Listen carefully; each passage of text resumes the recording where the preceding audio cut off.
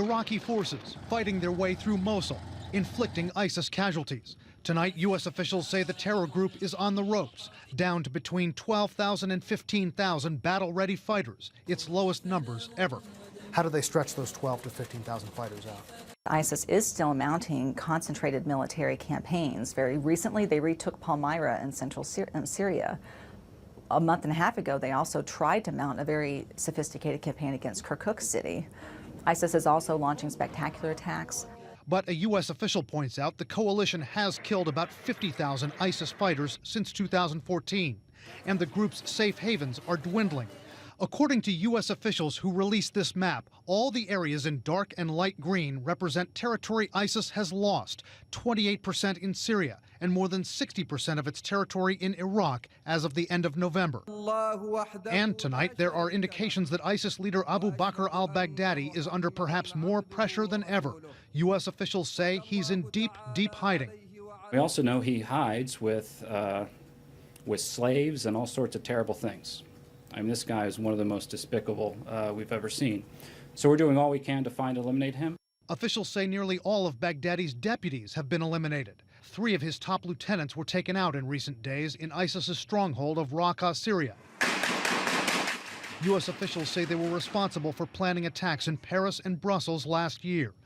A U.S. intelligence official telling CNN tonight the coalition's made great strides in targeting ISIS leaders in places like Raqqa.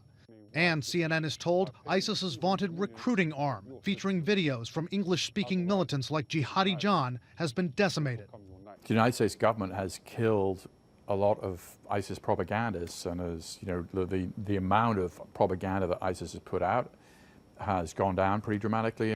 But tonight, experts warn the terror group isn't close to total defeat. It still controls many places, to include Mosul, where it has managed to keep its defenses against a coalition operation that has been ongoing for the past almost 2 months. It still holds terrain in northern Syria. It still holds terrain in 2 or 3 other major zones across both countries.